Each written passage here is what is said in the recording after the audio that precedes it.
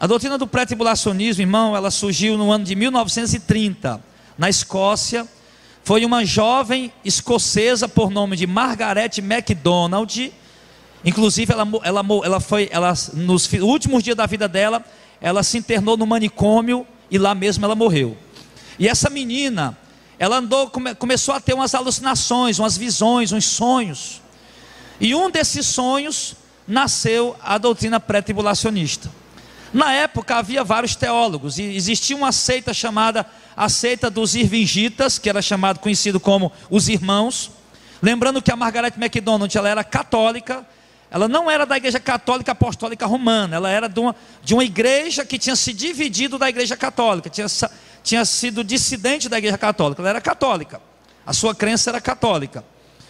E então naquela época tinha um teólogo chamado John Nelson Darby. E o John Nelson Darby, ao ouvir o relato dos sonhos, das visões que essa menina de 15 anos estava tendo, que essa católica estava tendo, essa Margaret MacDonald, ele ouviu falar dos sonhos dela, viajou para onde ela foi, procurou algumas pessoas que tinham estado com ela, que tinha relatado o sonho que ela tinha tido, as visões que ela tinha tido.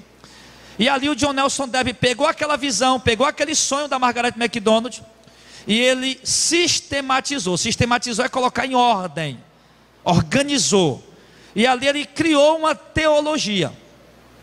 E ali então esse John Nelson Darby, ele, após criar essa teologia, que é a teologia pré-tribulacionista, baseado no sonho dessa menina, ele começa a viajar por muitos lugares do mundo, pregando, propagando essa doutrina. E chega ali pelo ano de 1844 mais ou menos, quando a Bíblia de Scofield, um doutor chamado Scofield, ele deseja lançar uma Bíblia, né? Como hoje você vê aí, tem a Bíblia, várias Bíblias aí, Bíblia da mulher, né? Bíblia da mulher de oração, tal. Então o Scofield lançou uma Bíblia de estudo. Tem a Bíblia do Shedd, né? Do doutor Russell Shedd, enfim. Então o Scofield foi lançar uma Bíblia de estudos. E quando o Scofield pegou a tradução e organizaram lá a forma como ia ser editado a Bíblia que ele ia lançar, sabe essas Bíblias de estudo, tem roda de nota, a nota de rodapé, comentários ali. Então o que foi? O Scofield pegou o sonho da Margaret MacDonald, né? A teologia do John Nelson Darby, que era baseado no sonho da Margaret MacDonald, e colocou na nota de rodapé da Bíblia dele. E quando ele colocou na nota de rodapé da Bíblia dele, a Bíblia dele, por ser uma Bíblia de estudo, muito boa, ela começou a ser muito vendida, muito vendida. E ela começou a entrar em igrejas tipo Assembleia de Deus, e tipo muitas outras denominações, igrejas sérias, igrejas que gostam de estudar, ensinar a palavra. E aí os pastores dessas igrejas, estudiosos, pegaram a Bíblia do Scofield, começaram a estudar e basearam os estudos apocalípticos, basearam os estudos do arrebatamento, da grande tribulação, nas notas de rodapé. E quando eles basearam os estudos da grande tribulação, do arrebatamento da igreja, da ascensão do anticristo, na nota de rodapé, eles começaram, ou seja, a crer ou a aceitar a doutrina do John Nelson Darby, que era baseado no sonho da Margaret MacDonald.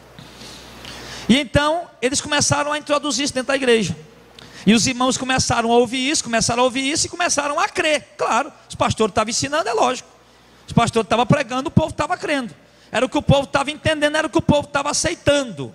Só que vale ressaltar, amados, que tanto os irmãos, que era chamado de os irmãos, os seguidores dos Irvingitas, né? Os Irvingitas, tanto eles como outro rapaz, que eu agora não me lembro o nome, não sei se era David o nome dele, que era um teólogo também da época, que também escreveu o sonho da Margaret MacDonald, disseram que a Margaret MacDonald foi a primeira mulher em toda a história que dividiu a vinda de Cristo em dois momentos.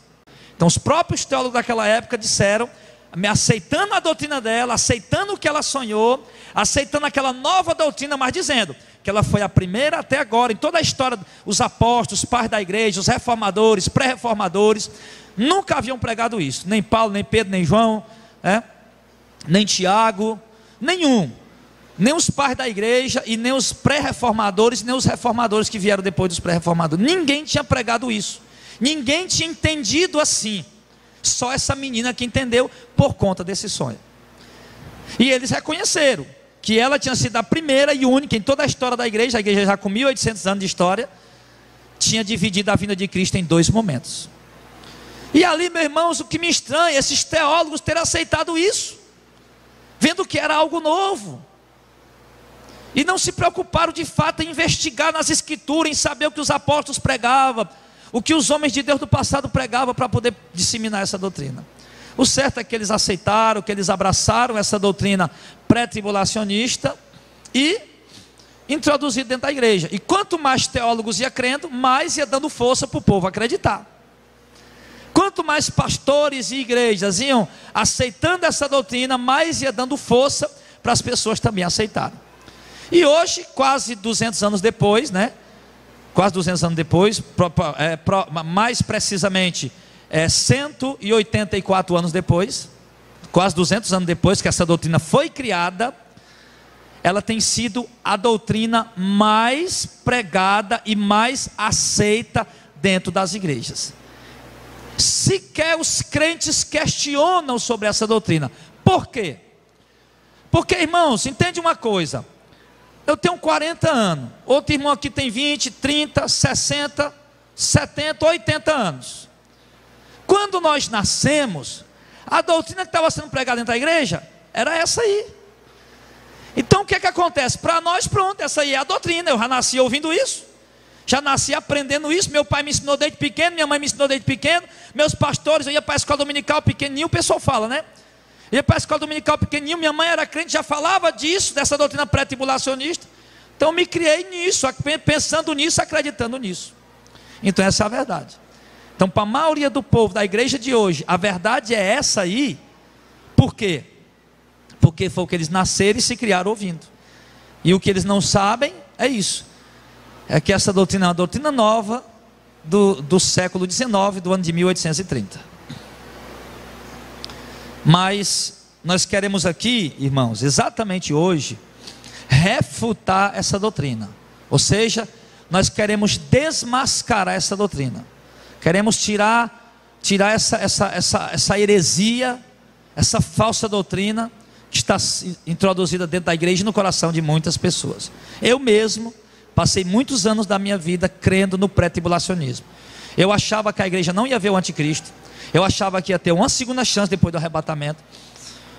Eu achava que a igreja não ia passar por uma grande tribulação antes de ser arrebatada. Eu pensava em tudo isso. Eu achava isso, era o que eu tinha aprendido, era o que estava no meu coração, e era o que eu pregava. Mas depois, investigando mais precisamente as escrituras, e com a ajuda de algumas pessoas, inclusive do Alicélio, a gente percebeu que essa doutrina estava equivocada.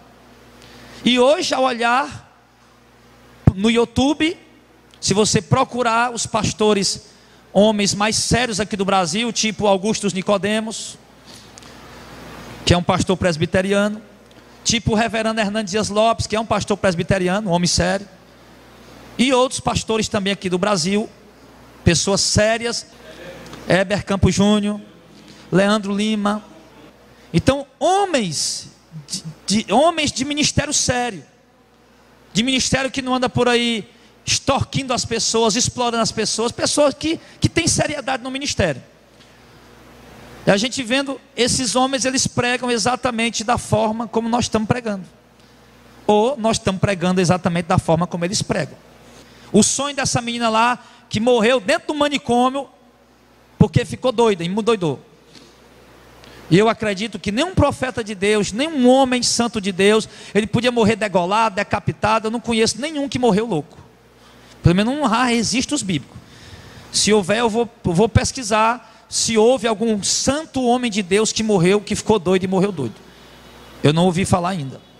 Homens que receberam revelações como Jeremias, como Isaías, como Amós, como Naum, Abacuque, Sofonias, como Eliseu, Elias, enfim, como Paulo, Pedro, João, Estevão, Filipe. Homens morreram de uma forma violenta, brutal, mas não loucos. Não loucos. Então o que é que acontece? Acontece que a primeira coisa que eu quero dizer esta noite, que eles dizem que o arrebatamento vai ser em secreto. O que é um arrebatamento secreto? Que eles creem, que eles pregam. É que tipo assim, nós vamos estar aqui todo mundo, de repente o arrebatamento vai acontecer, isso na segunda-feira. Vamos dizer que o arrebatamento aconteceu na segunda-feira. Aí passou a terça, quarta, quinta, sexta, sábado, domingo, aí o cabo vai para a igreja. Chega na igreja, pai, cadê os irmãos? Cadê os crentes? Tá aí? Não, desapareceram. Eles sumiram. Então eles creem num tipo de um arrebatamento mais ou menos dessa maneira. Que vai acontecer, que ninguém vai ver o que é que houve, o que é que aconteceu. Mas a Bíblia diz o contrário. A Bíblia mostra que um arrebatamento não vai ser assim secreto. A Bíblia diz muito claramente que o arrebatamento vai ser visível, que todos verão Jesus vindo nas nuvens para resgatar a sua igreja. E isso nós vamos provar na Bíblia, tá? Mateus capítulo 24, vamos lá. Mateus capítulo 24. Nós vamos mostrar o que realmente a Bíblia diz. Eles dizem que o arrebatamento vai ser em secreto. Mas o que é que a Bíblia diz sobre o arrebatamento? Eu vou ler só poucos versículos para explicar cada ponto, tá bom, irmãos? Porque essa doutrina de fato a gente já pregou ela, já está na rádio, já está na internet. Mas eu quero aqui trazer hoje tipo um resumo dela, bem claro. Então ele diz que o arrebatamento vai ser em secreto, ninguém vai ver Jesus vindo buscar a igreja, amém? Mas o que é que a Bíblia diz de verdade? Mateus 24, 29. E logo depois da aflição daqueles dias, o sol se escurecerá, a lua não dará a sua luz, e as estrelas cairão do céu, e as potências do céu serão abaladas.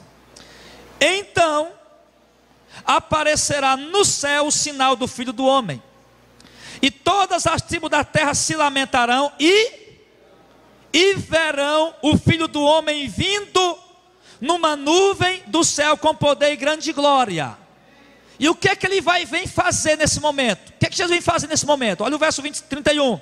E ele enviará os seus anjos com rijo clamor de trombeta, os quais ajuntarão os seus escolhidos desde os quatro ventos de uma a outra extremidade do céu. Amém. O que é que o texto está dizendo? Que Jesus vai vir nas nuvens do céu, todo olho verá, e todas as tribos da terra se lamentarão sobre ele. Então ele dará ordem e a sua igreja será arrebatada. Arrebatada. Repito, essa mensagem hoje é só um resumo. Nós já temos uma pregação. Você olha lá, pastor Jadel Fernandes, o arrebatamento da igreja, ou a vinda de Cristo. Tem lá toda a mensagem, uma hora de mensagem mostrando como vai ser o arrebatamento. Esse momento aqui. Você viu aqui o que? O sol vai escurecer, a lua não vai dar a sua claridade, as estrelas vão cair do céu, vai ficar todo mundo alvoroçado, o que é que está acontecendo? Tudo escuro, tudo escureceu, que negócio é esse? Cadê? Que negócio é esse? De repente um barulho do céu. Lá em 1 Tessalonicenses 4, diz que o Senhor virá com alarido, com voz de arcanjo, com a trombeta de Deus. Um barulho no céu, alarido fala de barulho, e ele virá com alarido, com barulho, com a trombeta de Deus, os anjos com ele virá nas nuvens, todo olho olhando e vendo, no meio da escuridão, a única luz que brilha é a presença dele, e de repente ele dá a ordem, e ali a igreja é arrebatada. Isso está em 1 Tessalonicenses capítulo 4, do verso 15 até o verso 17.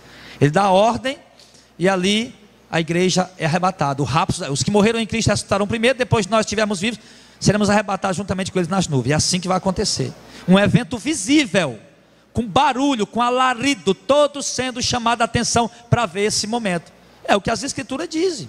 Eu não vou trocar as escrituras por um camarada que comeu baú de 2 ou pirão de ovo, sei lá, e foi dormir e ficou tendo pesadelo e criando doutrina. Eu vou crer no que está escrito aqui.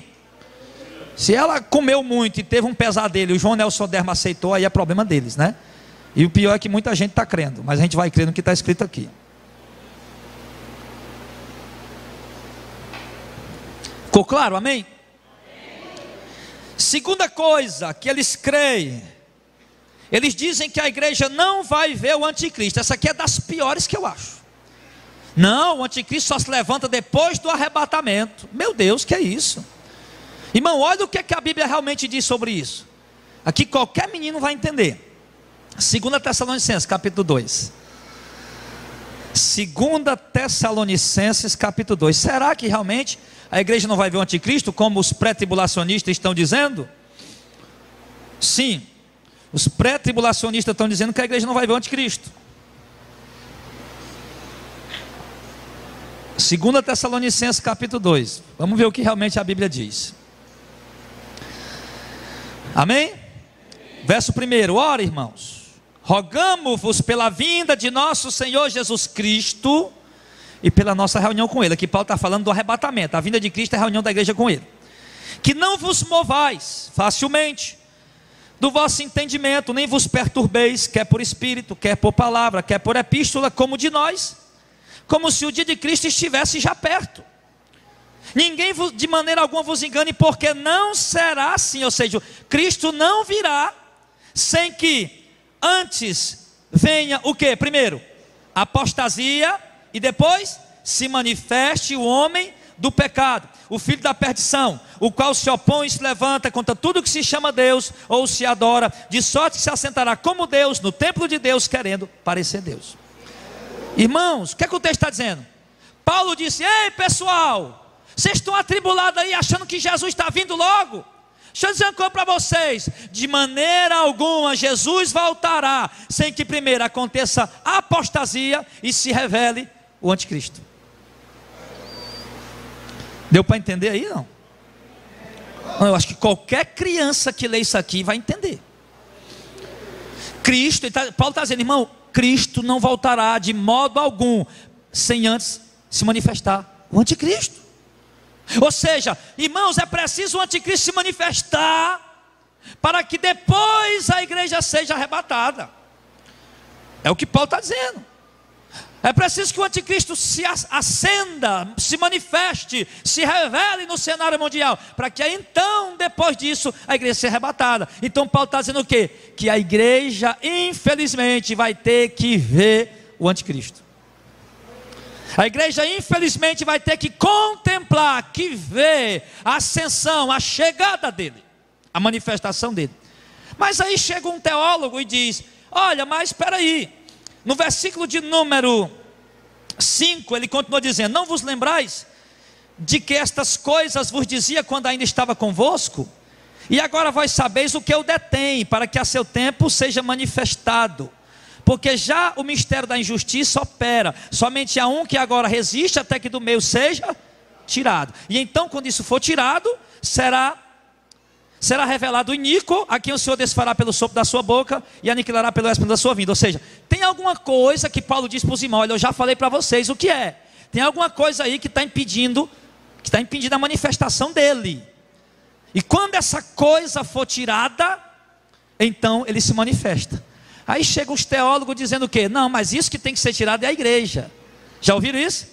É a igreja, a presença da igreja, do Espírito Santo, que está impedindo a manifestação do anticristo. Irmão, você esqueceu do versículo 4 agora há pouco. Paulo está se contradizendo. Paulo acabou de dizer que a igreja, que o anticristo, que a igreja só vai ser tirada depois que o anticristo se manifeste. Aí agora Paulo fala de algo que nós nem sabemos o que é que ele está falando, que tem que ser tirado, e o camarada vem dizer que é a igreja? Sendo que Paulo já disse que a igreja só vai ser tirada depois do arrebatamento. Está entendendo, irmão, a confusão deles? Paulo acabou de dizer no verso 3, que a igreja vai ter que ver o anticristo, que o anticristo vai ter que se manifestar para depois a igreja ser arrebatada. Aí agora no verso 7 e 8, Paulo está dizendo que tem uma coisa no meio que está atrapalhando. Essa coisa precisa ser tirada para que o anticristo se manifeste. Aí o cara vem dizer que é a igreja. Não tem lógica, entendeu? Não tem como. Não, você está entendendo, amém? Não tem como, porque Paulo acabou de dizer claramente que a igreja vai estar aqui. Agora, o versículo 7 é obscuro, e o 8. Por quê? Porque ele diz, tem uma coisa que tem que ser tirada do meio. Quando essa coisa for tirada, então ele se manifesta. Aí o cara vem dizer que a igreja, o único que não pode ser é a igreja, porque Paulo disse claramente que a igreja vai ter que estar aqui, amém? Agora o que é nós não sabemos. A igreja daquele tempo sabia. Paulo disse, eu já disse a vocês o que é. Então quando isso for tirado, então vocês vão ver que ele vai se manifestar. Paulo estava exatamente explicando para a igreja: olha, igreja, De maneira alguma ninguém vos engane, porque o arrebatamento não vai acontecer sem que primeiro aconteça a apostasia e se revele o anticristo. Agora tem uma coisa que está impedindo dele se manifestar. Quando isso for tirado do meio, então vocês vão ver ele se manifestar.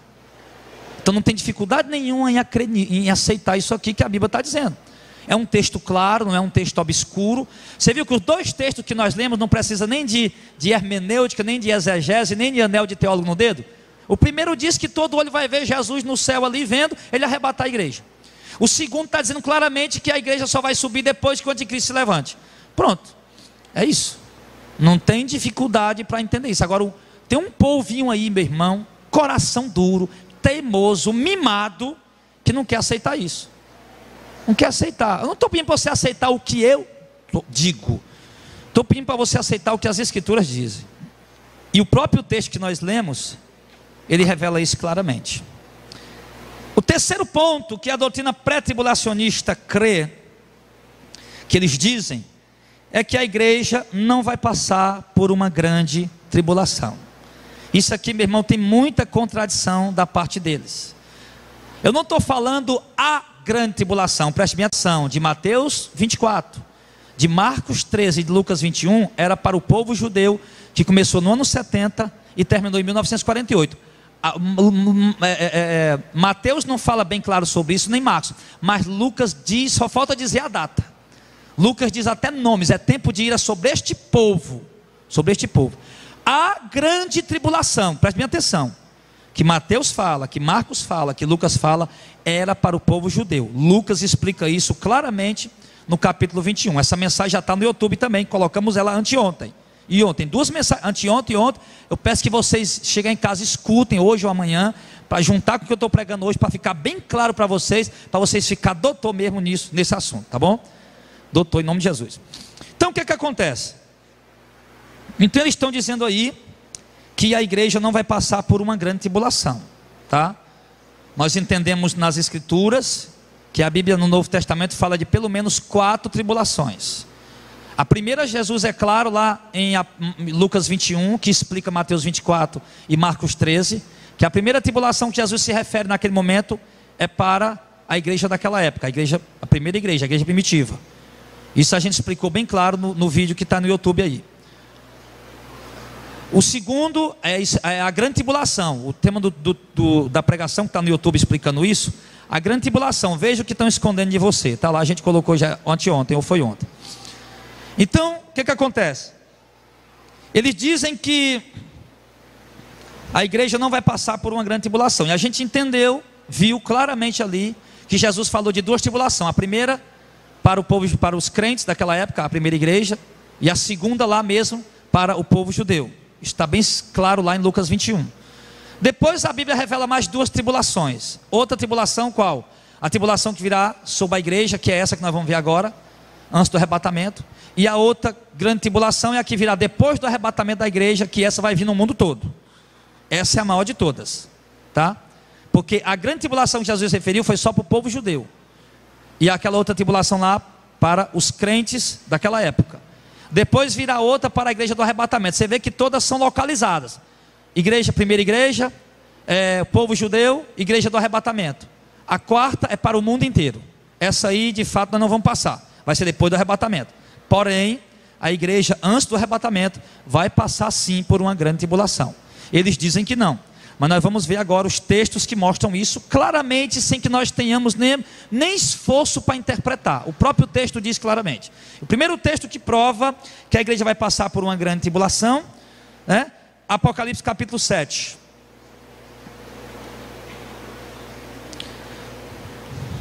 Apocalipse capítulo 7, versículo 9 até o versículo 14.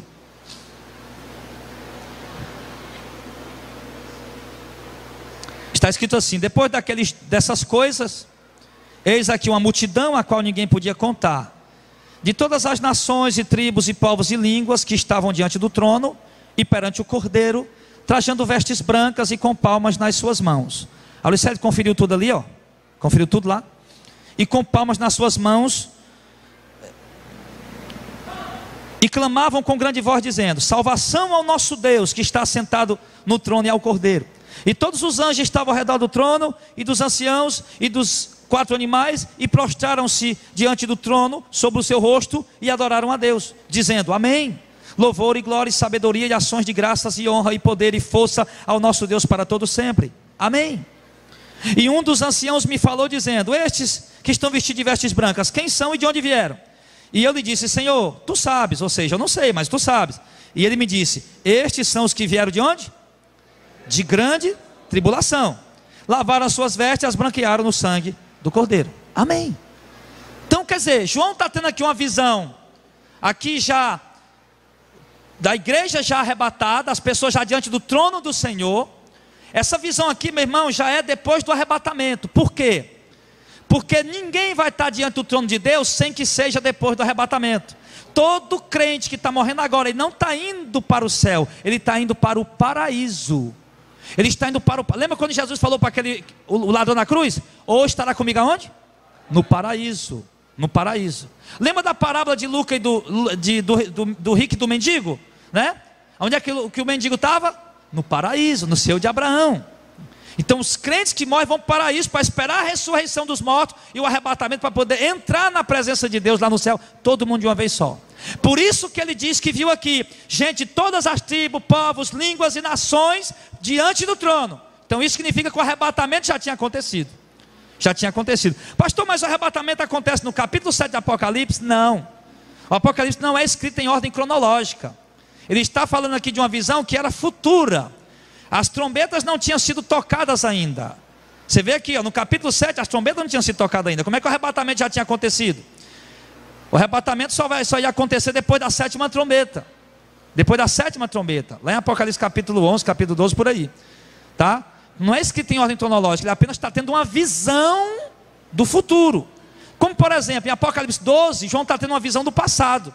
Lá em Apocalipse 12 ele tem uma visão, né? Fala lá do nascimento de Cristo. De uma mulher vestida do sol, né, senta em pé na lua, e ela deu à luz um filho que há de reger todas as nações com vara de ferro, né? E depois desse filho, ele foi perseguido, mas ele foi arrebatado para o trono de Deus. Aquele ali é Jesus, aquele ali é o Senhor. Só que João está mostrando uma visão também do passado. Enfim, Deus tem uns propósitos aí com essas visões. Porém, o que eu quero deixar bem claro para vocês essa noite, que nesse versículo de número 14, que quando o ancião perguntou: Ô João, esses aí que estão de veste branca, quem são eles? Eles vieram de onde? Você sabe? Ele disse: não sei, eu não sei. Mas, não, e o ancião disse o quê? Não, esses aqui são os que vieram de grande tribulação.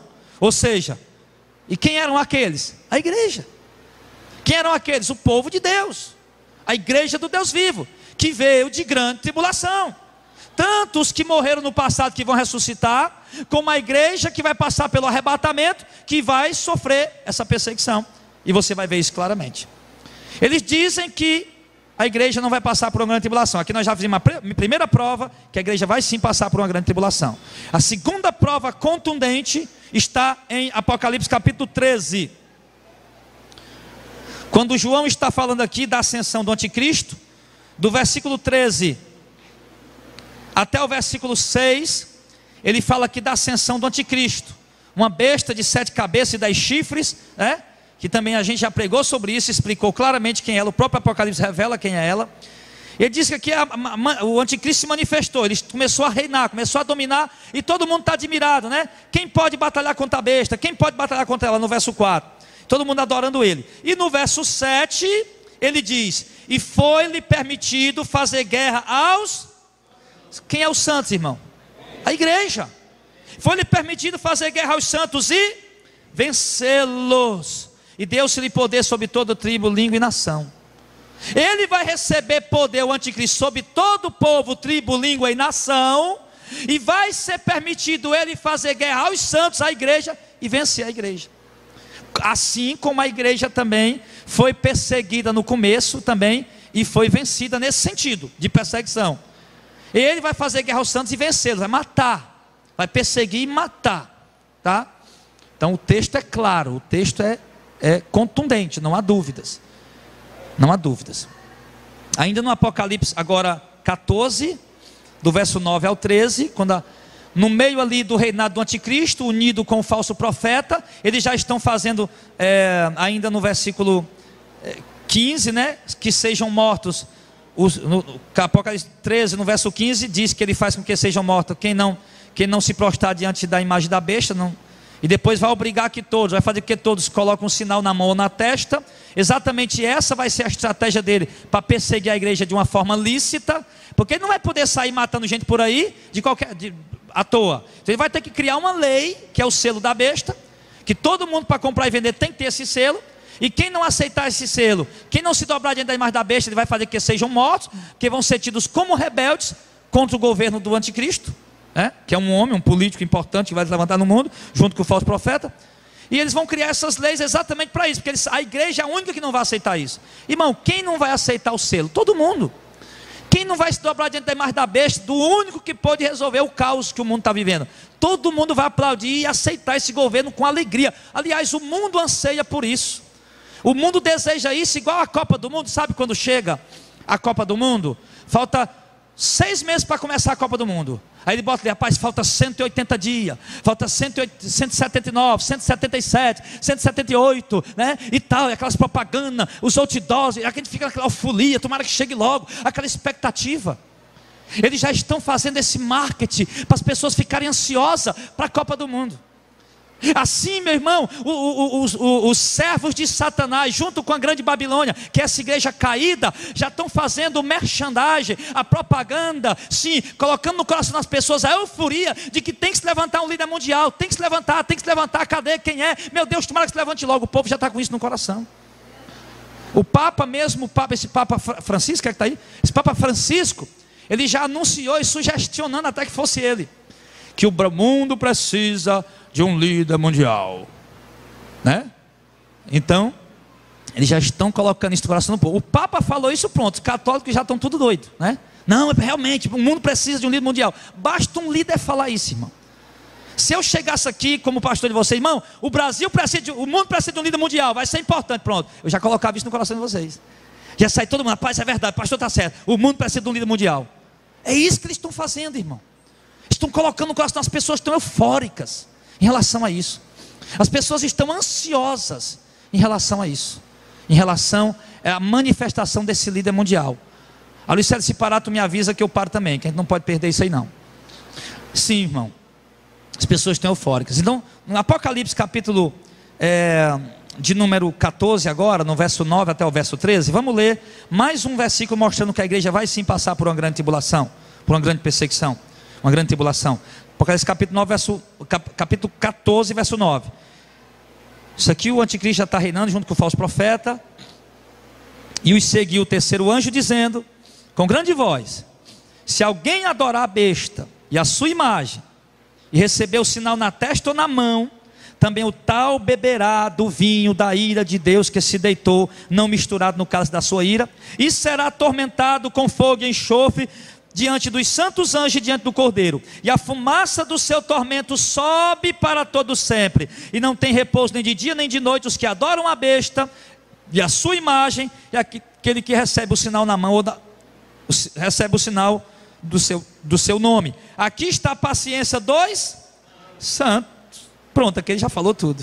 Aqui está a paciência dos santos, aqui estão os que guardam os mandamentos de Deus e a fé em Jesus.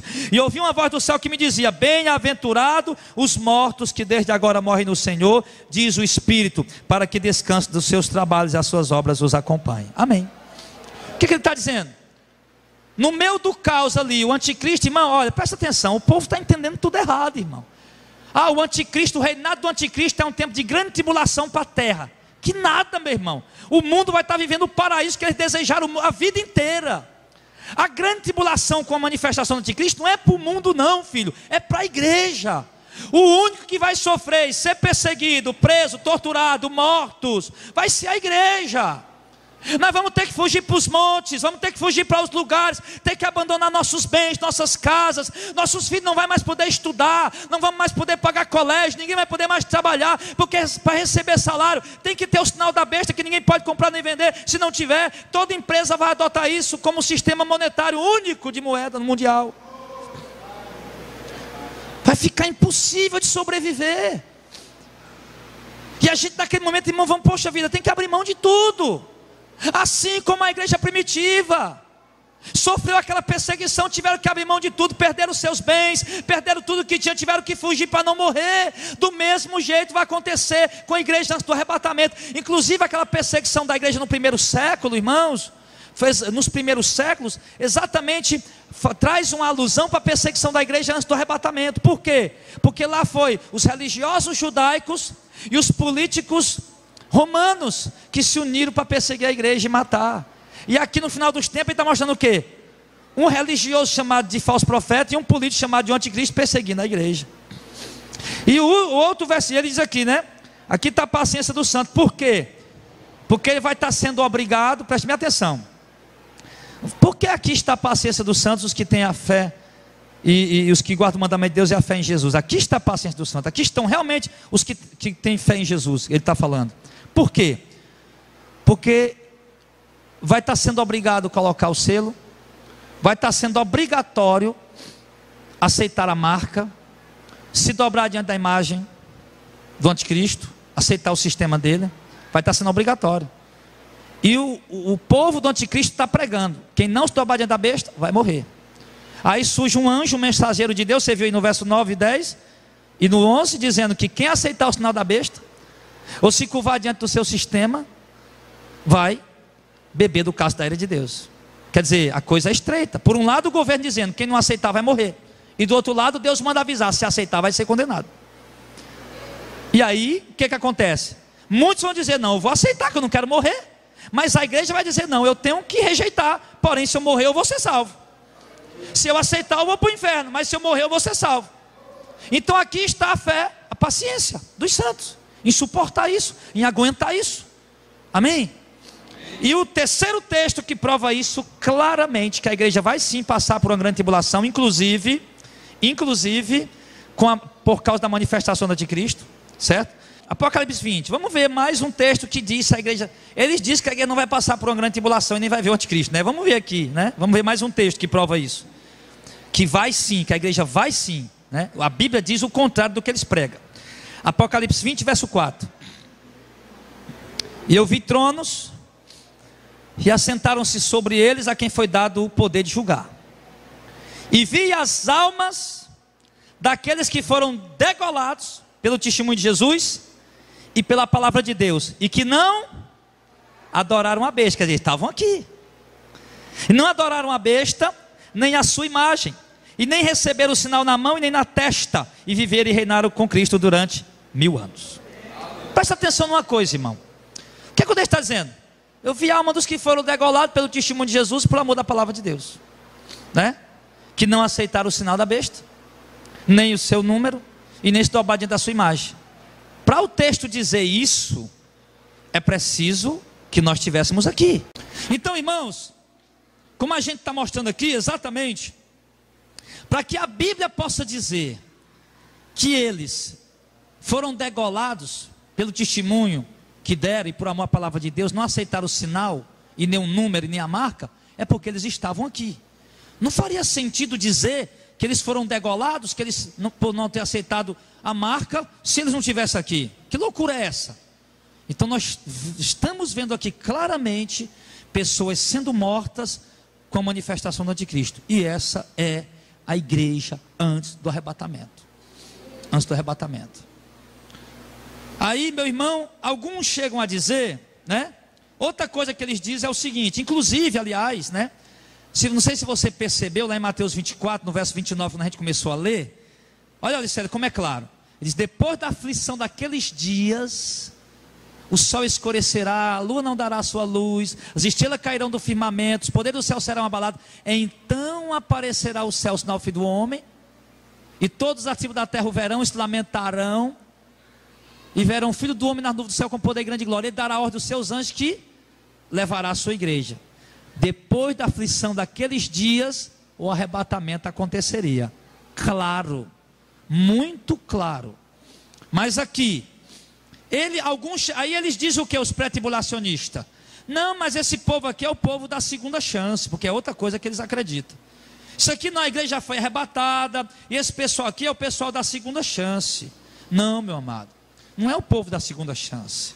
Não vai ter segunda chance. Primeira coisa, antes de eu mostrar os versículos, não vai ter segunda chance. Deixa eu te perguntar. Tudo isso, tanto os pré-tribulacionistas, como mid-tribulacionistas, como pós-tribulacionistas, que somos nós, porque por causa da doutrina que é fiel e verdadeira, nós cremos que quando a igreja for tirada, o Espírito Santo vai junto, é lógico. Não tem sentido, o Espírito Santo vai ficar fazendo o que aqui? Ele só está aqui por causa da igreja, ele só foi derramado por causa da igreja. A igreja subiu, ele sobe junto. É um tesouro em vaso de barro. Quando o vaso de barro subir, o Espírito Santo sobe junto, né? Porém o nosso corpo sendo transformado, um corpo glorificado. Aliás, é o próprio Espírito Santo quem vai transformar o nosso corpo e nos levar, né, ao arrebatamento. Então entende uma coisa: se quem convence o homem do pecado, da justiça e do juízo é o Espírito Santo, como é que o povo vai se converter depois do arrebatamento se o Espírito Santo está mais aqui? Outra coisa, se ele está falando aqui que a primeira ressurreição já aconteceu, e a primeira ressurreição acontece quando? Na hora do arrebatamento. 1 Tessalonicenses capítulo 4 verso 15, que o Senhor virá do céu com alarido, com voz de arcanjo, com a trombeta de Deus. Os que morreram em Cristo ressuscitarão primeiro, depois nós que tivermos vivos seremos juntamente com eles arrebatados nas nuvens, a encontrar o Senhor nos ares. Então o arrebatamento, a primeira ressurreição acontece na hora do arrebatamento. Cristo dá ordem, a trombeta é tocada, os mortos que morreram em Cristo ressuscitam, e os vivos junto com eles sobem ao encontro dos céus do Senhor, sendo o corpo transformado, tanto os que ressuscitaram como os que estavam vivos. Então, como é que a primeira ressurreição já aconteceu? A primeira ressurreição já aconteceu. Os que morreram em Cristo já ressuscitaram, já foram arrebatados. E como é que agora? Não, mas eles vão ser mortos. Eles vão ser salvos se eles morrerem. Como é que eles vão ser salvos se eles morrerem? Não vão ter que ressuscitar? Como é que eles vão ressuscitar se o arrebatamento dos justos já aconteceu? Se a ressurreição dos santos já aconteceu? Você está entendendo? Ele diz, não, mas eles vão ser mortos, eles vão ser salvos, sabe como, pastor Jadel? O senhor não está entendendo. Eles vão ser salvos, eles vão ser mortos, é porque aí eles vão morrer para poder ser salvos. Duas coisas, quer dizer que então agora a salvação não é mais pela fé em Cristo, é pelo mérito do homem? Já que eles vão, se morrer vai ser salvo, então é pelo mérito dele. Outra coisa, a ressurreição dos justos já aconteceu. Não vai acontecer outra ressurreição do justo. O texto é claro: bem-aventurado e santo aquele que tem parte na primeira ressurreição. Sobre isso não tem poder a segunda morte. Então, se a primeira ressurreição já aconteceu na hora do arrebatamento, quem morrer depois, filho, não tem mais ressurreição para eles, para salvação. Tem a ressurreição para a condenação. Amém? Então não tem dificuldade. O texto explica claramente para nós que de fato a igreja irá passar por uma grande tribulação. E não haverá segunda chance. Não haverá segunda chance. Amor, não tem nenhum texto. Nenhum texto. O Auricélio perguntou a algumas pessoas que estavam tentando refutar essa nossa pregação na internet. E o Auricélio perguntou para eles o seguinte. O Auricélio perguntou: meu irmão, me diga uma coisa, me mostre só um versículo. Um único versículo que diga: haverá uma segunda chance. Não, basta um. A Bíblia tem mais de 30 mil versículos. Me mostre um que diga que vai ter uma segunda chance depois do arrebatamento. Só um eu fico satisfeito. Aí fica, não tem não. Tem. Na doutrina do John Nelson Darby e no sonho da Margaret MacDonald. No sonho deles tem. Mas na doutrina bíblica não tem. Aí tu vai crer em crer, criatura. Tu vai crer numa mulher que teve um sonho, ou tu vai crer no que está escrito? Em momento algum as escrituras dizem que haverá segunda chance depois do arrebatamento. Muito pelo contrário. Olha o que as escrituras falam sobre a vinda de Cristo. Vamos lá para Lucas capítulo 17, no verso 26. Vamos ver. Ele diz que vai ter uma segunda chance, mas as escrituras dizem o contrário. Lucas 17.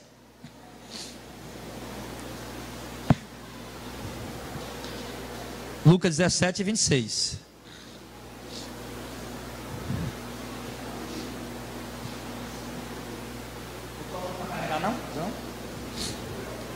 Lucas 17, 26. E como aconteceu nos dias de Noé, assim também será nos dias do Filho do Homem. Comiam, bebiam, casavam-se e davam-se em casamento, até o dia em que Noé entrou na arca e veio o dilúvio e consumiu a todos. Como também da mesma maneira aconteceu nos dias de Ló. Bebiam, comiam, compravam, vendia, plantava, edificava. Mas no dia em que Ló saiu de Sodoma, choveu fogo do céu e enxofre e consumiu a tudo. Assim será no dia em que o Filho do Homem se há de manifestar. Preste atenção numa coisa. Preste atenção numa coisa. Ele diz que os dias da vinda de Cristo será como nos dias de Noé e como nos dias de Ló, em Sodoma e Gomorra. Aqui ele fala de beber, de comer, de prostituição, né, de vício, drogas, homossexualismo. Tudo isso aí os pastores explicam. Mas outra coisa que ninguém coloca é duas coisas muito claras. Se vai ser como nos dias de Noé, tudo bem, comer, beber, se prostituir e tal, nós estamos vendo isso acontecer. Lógico que vai acontecer cada vez mais. Foi como no dia de Ló, prostituição, homossexualismo também, tudo isso tem. Isso nós estamos vendo acontecer e vamos ver também. Mas tem outro detalhe aqui. Se o dia do Filho do Homem vai ser como nos dias de Noé, como nos dias de Ló, eles não perceberam, até que Noé, aliás, entrou na arca e veio o dilúvio e destruiu a todos. Até que Ló saiu de Sodoma e depois choveu fogo do céu e destruiu a todos. Então preste atenção. Quando Noé entrou na arca e saiu, representa o arrebatamento. Deus deu salvação para mais alguém que ficou? Consumiu a todos. Teve segunda chance? Não. Morreu tudo que tinha na terra, que tinha fôlego de vida. Pereceu, morreu. Depois que Ló saiu de Sodoma, teve segunda chance para alguém? Choveu fogo do céu e consumiu a todos. Se Jesus disse que o dia da vinda dele vai ser desse jeito, meu irmão, então é porque todos serão consumidos depois do arrebatamento da igreja. A igreja é Ló, a igreja é Noé. Após a igreja santa ser tirada, meu irmão, o resto será consumido. Ah, pastor, mas é porque Noé não pregou. Pregou. O apóstolo Pedro chama Noé de pregoeiro da justiça. Pregoeiro da justiça. Noé foi pregoeiro da justiça. 120 anos construindo a arca e pregando o povo. Se arrependa. Eu até creio, eu até acredito, que teve até umas pessoas que foram lá. Ah, Noé, rapaz, o que você está fazendo? Não, estou fazendo aqui uma arca para salvação da minha casa. Deus vai destruir tudo. É mesmo, Noé? Rapaz, eu estou passando tanto problema, Noé. Alguém até chorou, ficou por ali um dia. Noé, pois eu acredito, eu vou ficar aqui, mas estou aqui. Talvez pode ter havido isso. Uma conjectura, né? Isso não está escrito. Mas depois sabe como é que é? Passou o dia, né, Noé? Não dá para mim não, rapaz. O negócio aqui é muita renúncia, né? Eu vou voltar para a minha vida mesmo. Eu sei que quando veio o dilúvio, não deu segunda chance para ninguém. Isso é muito claro. Amém? Segunda coisa, que mostra ainda mais claramente, que não vai haver. Não, isso aqui já deixa claro para nós. Se Jesus disse que o dia da vinda dele vai ser como nos dias de Noé e como nos dias de Ló, que depois que Noé, ele diz muito claramente, ó. Comia, bebia, casava, dava sem casamento, verso 27. Até o dia que Noé entrou na arca e veio o dilúvio e destruiu a todos. Noé entrou na arca, a igreja foi arrebatada, o resto pereceu. Mesmo jeito ele diz, como na mesma maneira nos dias de Ló, comia, bebia, comprava, vendia, plantava, edificava. Mas no dia que Ló saiu de Sodoma e Gomorra, o arrebatamento. Choveu do céu fogo e enxofre e consumiu a todos. E o que é que ele diz no verso 30, para deixar mais claro ainda? Assim será no dia em que o Filho do Homem se manifestar. Ou seja, eu vou tirar meus Noé, eu vou tirar meus Ló, e o resto eu vou consumir. Amém. Mateus 25, para a gente fechar aqui esse ponto aqui. Esse quarto ponto. Vocês estão vendo, irmão, como é claro? É ou não é claro? É claro. É claro, é muito claro. Não tem dificuldade para a gente ver isso aqui. Tá? Mateus 25. Você vê aqui, irmão, eu não sou doutor em teologia, eu não sou doutor em divindade, eu sou um matuto do pé de serra, mas eu me lembro do que Jesus disse: bem-aventurado és tu, ó Pai, porque ocultaste essas coisas ao sábio instruído, revelaste aos pequeninos, porque assim te aprovo. Doutor não vai entender isso, escatólogo não vai entender isso, teólogo não vai entender isso, mas os pequeninos vão entender, porque eles são sabidos demais. E a Bíblia diz que, em Romanos capítulo 1, que pela sabedoria do homem, o homem não conheceu a Deus pela sua própria sabedoria. Porque Deus se revelou de uma forma louca. O judeu pede um sinal, os gregos pedem sabedoria. Aí Deus bota Jesus crucificado na cruz. Nem é sinal para judeu e nem é inteligência para ninguém. Mas para nós que cremos é poder de Deus para nossa salvação. Então pronto. Então é para os pequeninos, doido, pé de serra, matuto ou qualquer outro doido igual você que está aí, acreditando nisso. Irmãos, quem está acreditando nisso aqui, irmão? Vocês são doidos, não são não, irmão? Vocês beberam gasolina hoje, irmão? Como é que vocês estão crendo nessa doutrina que eu estou pregando, rapaz? Será que eu não sou um falso profeta ou um herege, não? Diga, pastor, você pode até ser um falso profeta ou um herege, mas pelo menos essa palavra de hoje você está mostrando na Bíblia, não tem como estar errado. Amém? Não tem como estar errado, está na Bíblia, está escrito. Ah não, eu comi pirão ontem de noite, um balão de 2 pesada, eu tive um sonho, irmão. Aí vou contar o sonho que eu tive aqui para fazer uma doutrina, que é isso. Mas enfim, vamos ver. Vamos ver se vai ter segunda chance. Mateus 25, só um instante, irmão. Não vamos ler o versículo todo não, porque aí demora demais. Eu vou explicar para você que todo mundo conhece. Ele fala da palavra das 10 virgens. Todo mundo conhece aí, amém? 5 prudentes, 5 doida, né? Não, louco é paulista que fala, do Ceará é doido, né? Doido. 5 doida, 5 louca, imprudente, insensata e 5 sensata. Quem era aquele? A igreja. Jesus disse, a igreja, né? Reino do céu também será como 10 virgens. A virgem é a igreja. Igreja do Senhor. Estava lá as 10. Só que 5 era prudente, tinha lâmpada e tinha azeite dentro. 5 era imprudente, tinha lâmpada, mas sem azeite. O azeite é o Espírito Santo, que mantém a lâmpada acesa na vida do crente.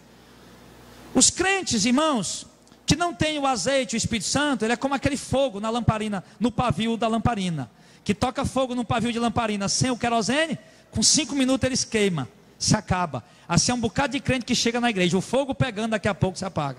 Mas o crente que tem um azeite, meu irmão, lamparina, pavio de lamparina dentro da gasolina, ele queima a noite toda e não se apaga. Enquanto botar gasolina, ele fica queimando. Assim é o crente cheio do Espírito Santo. Quando tiver querosene aí, combustível, não, querosene não, é azeite aí, ou seja, a presença do Espírito Santo, então teu fogo está queimando na tua vida. Assim é a igreja que vai ser arrebatada. Aí o que acontece? Aí estava lá, todo mundo cochilou, porque o noivo tardou, né? Cochilou, tardou a meia-noite, fora de hora. Meia-noite quer dizer fora de hora, fora de previsão. No momento que ninguém estava mais acreditando, esperando, aguardando, de repente o noivo chega, aí vem o esposo. Quando ele fala aí vem o esposo, isso já fala o quê? Ele veio nas nuvens, já está lá. É aquilo que a gente falou, todo olho vai ver. Ele chegou, opa, está ali ele. E agora? As 5 virgens sem azeite, vamos orar, vamos buscar a Deus para poder a gente subir também. E as outras que já estão com azeite ali, não, já estão preparadas. E ele está lá nas nuvens. E é meia-noite, aí vem o esposo, ele está lá. Aí o que acontece? Tendo elas ido comprar, assim que prudente, foram resolver orar naquela hora. Foram resolver buscar a Deus no momento que Jesus já estava lá nas nuvens, para arrebatar a igreja. Agora que resolveram clamar, chorar, se arrepender. Quando elas foram fazer isso, comprar azeite, buscar azeite, no verso número 10, tendo elas ido comprar, chegou o esposo. E as que estavam preparadas entraram com ele para as bodas e fechou-se a porta, igual fechou a porta da arca de Noé. Quem sabe, quem fechou a porta da arca de Noé? Não foi Noé não? Foi Deus. Foi Deus. Porque se fosse Noé, o povo ia bater e ele ia abrir. Abriu ou não abria? Irmãos, se no momento Deus não fechasse a porta na hora do arrebatamento, eu ia querer levar minha mãe, meu pai ou alguns outros familiares que não são convertidos. Todos nós ia querer fazer isso. Mas como Ele quem vai fechar, não tem como nós fazer nada por ninguém. Então entrou as que estavam preparadas e fechou a porta. E depois, 11, chegaram também as outras virgens dizendo, isso aqui pode ser até o depois do arrebatamento, né? Depois a igreja já foi arrebatada, depois do arrebatamento chega as 10 virgens esperando a segunda chance. As segundas virgens, a igreja displicente, a igreja sem azeite, a igreja dos shows, a igreja que oprime o povo, a igreja que dá dízimo por obrigação, a igreja que distribui envelope, que faz campanha, que prega a teologia da prosperidade, a igreja que não leva a palavra de Deus a sério. Aí depois vai lá dizer, Senhor, abre a porta. O que é isso? Orar. Nós ouvimos falar que tinha uma segunda chance. Nós ouvimos falar que depois do arrebatamento o Senhor dá oportunidade, Senhor. Aí Jesus disse, opa, é mesmo, eu tinha esquecido, pode vir vocês também. É assim que vai acontecer? Não. O que ele vai dizer no verso no 11 é a oração delas, né? Senhor, abre-nos a porta. No 12 ele disse, respondeu dizendo, em verdade vos digo que não vos conheço. Ou seja, não tem chance para vocês: eu não conheço vocês. Jesus poderia dizer: eu preparei minha igreja durante 2000 anos, eu dei tempo para vocês se arrepender, e vocês não se arrependeram. As que eu conheço, que se arrependeram, que se converteram, que andaram na verdade, estão aqui comigo. Mas vocês aí, eu não conheço. Por que não conheço? Porque praticaram obras que não são minhas, anunciaram um evangelho que não é meu. Você vê que é as virgens que estão lá. Os únicos que foram buscar uma segunda chance foram as virgens loucas, porque acredita que há uma segunda chance. E o Senhor disse aqui: eu não conheço vocês. Amém, igreja? Está claro, igreja? Meu Deus do céu, será que ainda tem gente que vai continuar crendo nessa tal de pré-tribulacionismo, irmão? Jesus disse para nós aqui: não haverá segunda chance depois do arrebatamento. Só que antes do arrebatamento há sinais a se cumprir. A apostasia já começou, só falta manifestar-se o homem do pecado, filho da perdição, chamado anticristo. A igreja vai ver sim o anticristo, a igreja vai sim passar por uma grande tribulação, o arrebatamento vai sim acontecer, mas não vai ter segunda chance depois do arrebatamento, não vai ter. E aqui, meu irmão, eu quero explicar para vocês por que essa doutrina pré-tribulacionista existe. Paulo fala para Timóteo que existem doutrinas de demônios. Alguns apostataram da fé por dar ouvido a espíritos enganadores e doutrinas de demônios. Presta atenção. Satanás se moveu por meio de Margaret MacDonald, por meio de John Nelson Darby e por meio de outros teólogos da época para introduzir essa doutrina na igreja. Porque nem o diabo sabe o dia, nem Jesus sabe o dia e a hora do arrebatamento, muito menos o diabo, né? Ele, por não saber o dia nem a hora do arrebatamento, estava introduzindo uma doutrina dentro da igreja. Para quê? Para que o intuito dessa doutrina? Que o diabo colocou ela dentro da igreja. Só para você vai ver como é claro. Primeiro, se a igreja acredita que não vai ver o anticristo, porém as escrituras dizem que vai sim ver o anticristo antes do arrebatamento. Mas se a igreja acredita que não vai ver o anticristo vai chegar exatamente para perseguir a igreja, que a tribulação desse tempo do anticristo é para a igreja. Se a igreja, irmão, não vai, se a igreja está aprendendo que não vai ver o anticristo, que o diabo está ensinando isso pelos ministros dele, ou seja, então quando o anticristo se manifestar, a igreja vai dizer: não é ele não, porque nós aprendemos que não ia ver ele. Uns vão dizer: é o anticristo, rapaz, está aí ele. É ele, olha, ele unificou a moeda, ele unificou a religião, ele trouxe paz para o Oriente Médio, ele resolveu o problema entre os muçulmanos e os judeus para reconstruir o templo. É ele, pessoal, é ele. Não, é não. Nós aprendemos que não é ele, nós não vamos ver ele, nós só vai vir depois que a igreja for arrebatada. Ou seja, o anticristo vai estar diante das barbas da igreja, e a igreja não vai reconhecer, porque não acreditou. Consequência disso, vão se prostrar diante do governo do anticristo e vão aceitar a marca. Entendeu? Agora você entendeu porque que essa doutrina está sendo pregada? Por causa disso. Exatamente por causa de ele chegar e conseguir colocar a marca em muitos, sem que eles percebam que é a marca. Ele chegar e fazer com que o povo se prostre diante do sistema, que a imagem dele, não é que vão fazer uma estátua dela, ela vai falar, não é isso. Ali é o sistema de governo dele. Todos que aceitaram o sistema de governo dele, se curvarem diante do sistema de governo dele, que aceitarem, que se curvarem, que aplaudirem, que se regozijarem, que se maravilharem, esses são os que estão se dobrando diante da imagem da besta. E a igreja que não está entendendo isso, vai se dobrar, vai se curvar. É essa a estratégia, meu irmão. É essa a estratégia. Ficou claro, amém? A estratégia do diabo é essa. Atenção, meus irmãos, vocês que ouvem, vocês pré-tribulacionistas, tenham cuidado. Porque o diabo introduziu essa doutrina na igreja por meio do sonho de uma católica. E disse, colocou no coração de vocês, que foi a doutrina que vocês já nasceram conhecendo. Por isso é a doutrina que vocês creem. Que vocês não vão ver o anticristo vai se manifestar e vocês não vão reconhecer eles e vão ser enganados por ele facilmente. Porque a Bíblia diz que ele é o sedutor das nações, ele é o que engana o mundo todo. O falso profeta que vai fazer sinais para enganar. Aí o que é que acontece? Bota o falso profeta no meio, Apocalipse capítulo 13, fazendo um milagre à torta e à direita, fogo descer do céu. Ele diz que com esses milagres ele engana os que habitam na terra. Então o primeiro que vai aceitar isso é essa parte da igreja aí que não tem um azeite. Essa parte da igreja aí que está com a lâmpada acesa, mas não tem azeite na vida deles, porque não estão entendendo. A outra estratégia do inimigo, qual é?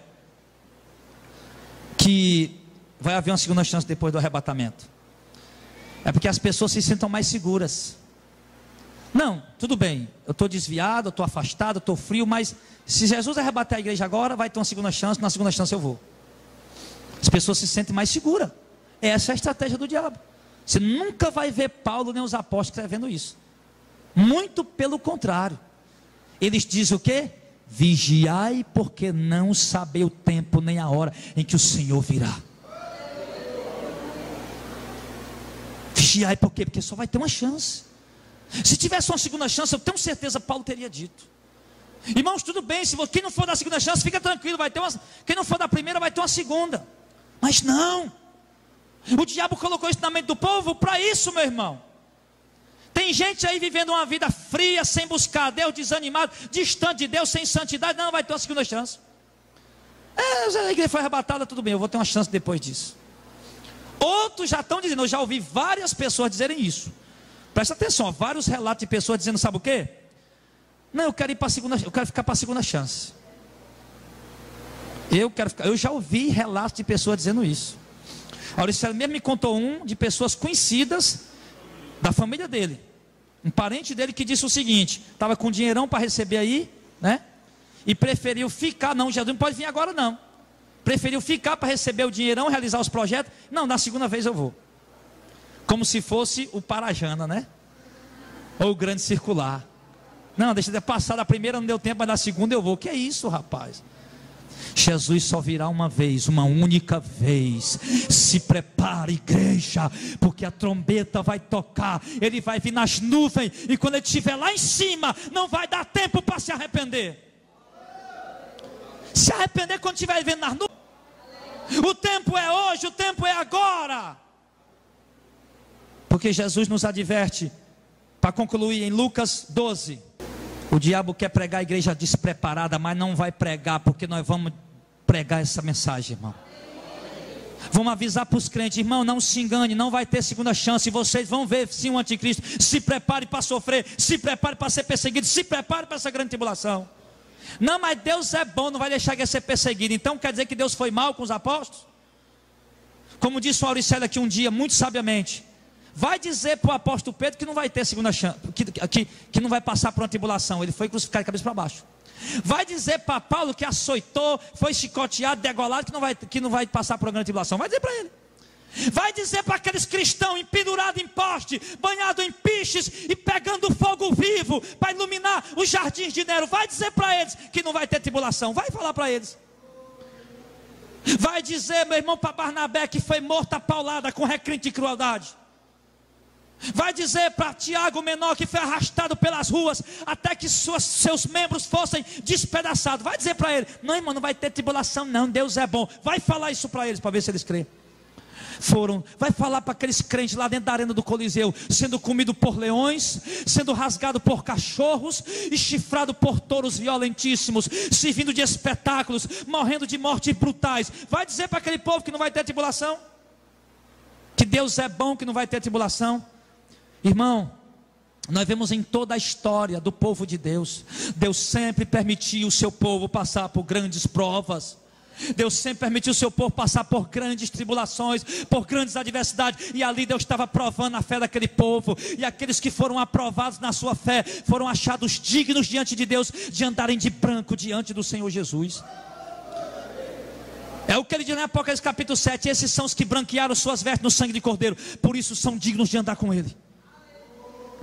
Só quem nessa grande tribulação que virá sobre a igreja, só quem lavar suas vestes no sangue de cordeiro é quem vai ser digno de andar com ele, meu irmão. Então nós temos que nos preparar para essa hora. Para concluir, Jesus nos manda Mateus 20 Lucas 12, verso 35.